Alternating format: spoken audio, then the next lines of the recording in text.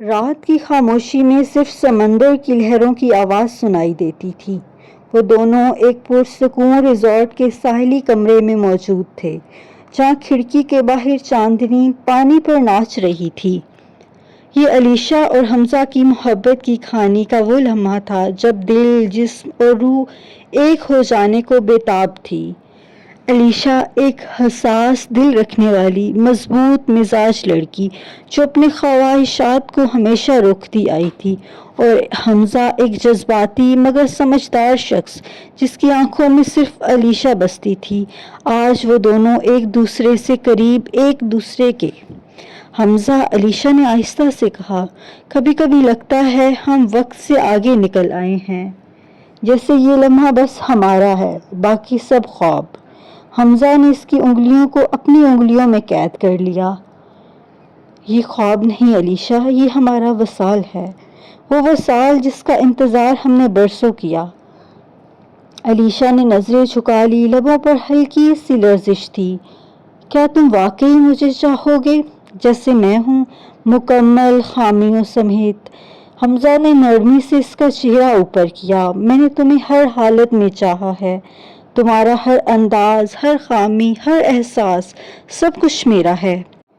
کمرے میں خوشبو پھیلی تھی، چمیلی اور بارش کی۔ علیشہ نے آہستہ آہستہ اپنے کندھوں سے شال اتاری۔ اس کی سانسوں کی رفتار تیز ہو رہی تھی۔ وہ آج خود کو روکنا نہیں چاہتی تھی۔ محبت کی گواہی صرف الفاظ نہیں، قربت بھی دیتی ہے۔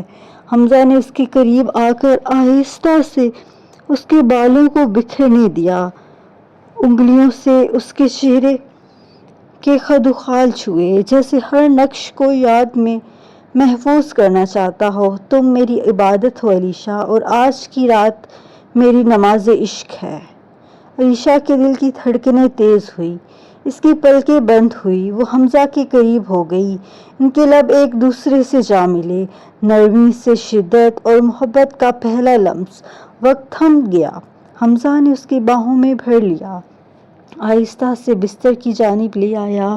کمرے میں چاند کی روشنی اور دو دلوں کی دھڑکنیں گونج رہی تھی۔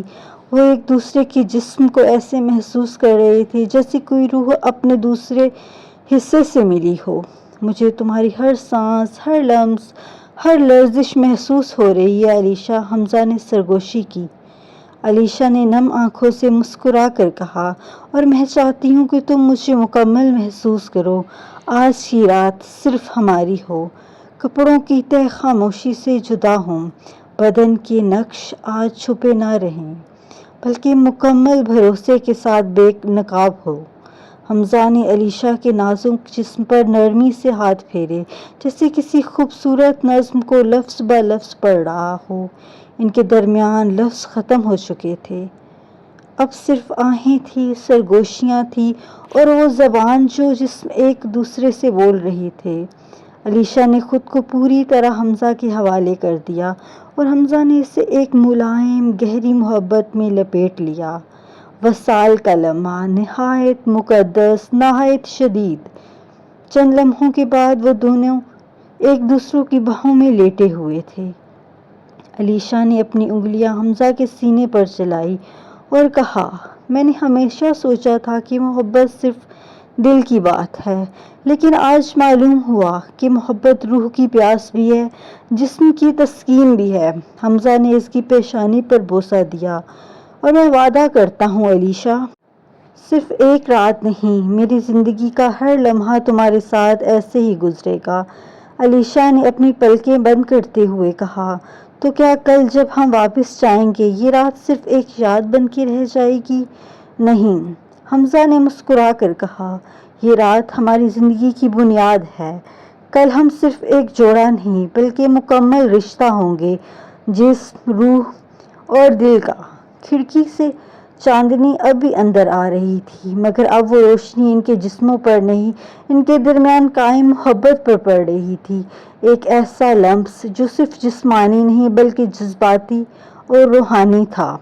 یہ رات ختم ہوئی، مگر ایک ایسا آغاز دے گئی جس نے دونوں کو مکمل کر دیا، وصال کے بعد کا سکون، لمس عشق۔